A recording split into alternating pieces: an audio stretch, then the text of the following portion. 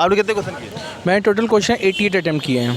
कुछ याद हो क्वेश्चन में? पहले कैसा पेपर रहा overall? Paper easy to moderate था। हाँ, बस थोड़ा सा कैलकुलेटिव पेपर था, जैसे कह सकते हैं मैथ्स का और रीजनिंग के कुछ क्वेश्चन ऐसे जिसमें बहुत ज़्यादा टाइम टेकिंग ले रहे थे। हालांकि क्वेश्चन इजी भी थे, लेकिन कुछ क्वेश्चन ऐसे थे जो टाइम टेकिंग बहुत ज़्यादा थे कि आपको लग रहा था टाइम, अगर एक भी पॉइंट उसमें से गड़बड़ हो जा रहा है। ऐसे रीजनिंग में कम से कम 4 से 5 क्वेश्चन सिटिंग अरेंजमेंट के थे, सबका मुँह नॉर्थ की तरफ था और वो बेसिकली पूछे गए थे कि फर्स्ट प्लेस पे या इसके बीच में कौन सा आएगा। और 2 क्वेश्चन थे कि अगर मंडे से फ्राइडे तक एक एग्ज़ाम होता है और एक होता है मंडे से संडे तक एग्ज़ाम होता है, तो कॉन्टिन्यूसली 5 से 6 बच्चे एग्ज़ाम दे रहे हैं, तो मंडे को किस बच्चे के एग्ज़ाम होगा या फिर पर्टिकुलर डेट पे वेडनेसडे या थर्सडे को किस बच्चे, इससे रिलेटेड 2 क्वेश्चन थे जी। और कुछ करंट अफेयर्स जीएस में याद हो कुछ क्वेश्चन? करंट अफेयर्स में जीएस में तो एक सेवलॉक की पहाड़ियों वाला क्वेश्चन था, और बीसू त्यौहार किस रात से मनाया जाता है, इस तरह का क्वेश्चन था।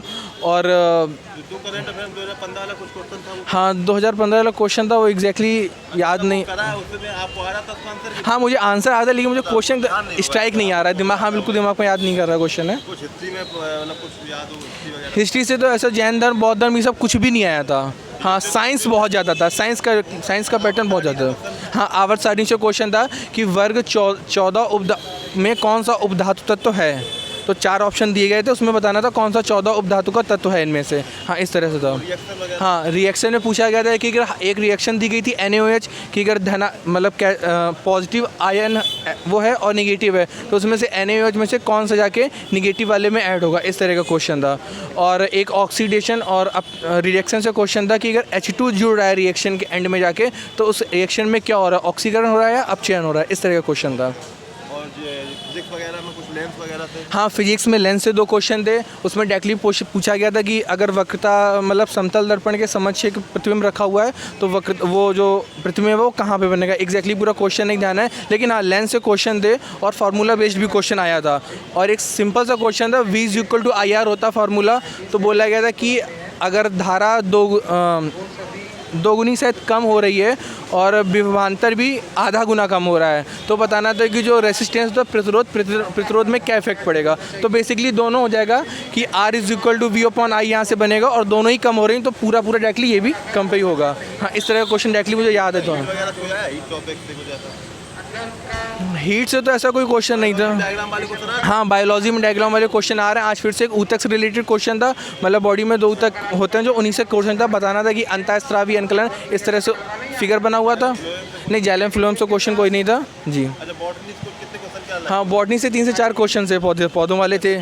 इस तरह से कि जीवाश्म का क्या इफेक्ट होता है, जीवाश्म में मतलब कथन ये होता है कि जीवाश्म का इनमें से कौन सा कार्य नहीं है, एक इस तरह का क्वेश्चन था। और एक और अंतःस्रावी वाला था कि हमारे पेट में जो भोजन, ग्लूकोज और स्टार्च वगैरह एकत्रित होता है, तो ये हमारे जाके डाइजेशन सिस्टम में किस ग्रंथि में जाके सबमिट होता है, इस तरह का क्वेश्चन था। और एक ग्लाइकोज से रिलेटेड क्वेश्चन था। हाँ, मैथ में एक ट्रिग्नोमेट्री का क्वेश्चन था, tan² थीटा वाला क्वेश्चन था। और बेसिकली मैथ में जो प्लस माइनस वाले क्वेश्चन इस समय बेसिकली कंटिन्यूसली आ रहे हैं कि अगर हम साइन चेंज कर दें, प्लस की जगह माइनस, और मल्टीप्लिकेशन डिवीजन कर दें, इस तरह के 4 से 5 क्वेश्चन थे जो कि बहुत ही ईजी सॉल्व हो जा रहे थे। और पंचायती राज व्यवस्था से क्वेश्चन नहीं था। हाँ, आर्टिकल्स था कि मौलिक अधिकार, इनमें से कौन सा मौलिक अधिकार का उपबंध नहीं है, इस तरह के क्वेश्चन था जी। बहुत बढ़िया इन्होंने बताया। जैसे कि देख रहे हो कि हम लोग काफ़ी रिव्यू करते हैं, तो समझ में आ जाता है कि कौन कितना अच्छे से एग्ज़ाम दे के आया। वैसे आपका 99% पॉइंट छोड़ देते हैं, लेकिन हो जाएगा सिलेक्शन। चलिए, थैंक यू, बहुत अच्छी बात है। कुछ लोग ऐसे मिलते हैं जो सही से एग्जाम के क्वेश्चन बता पाते ना, तो आपने देखा ही होगा, करके लोग आते हैं 90 क्वेश्चन, लेकिन एक क्वेश्चन तक उन्हें याद नहीं रहता है, बिल्कुल भी बता ही नहीं पाते हैं।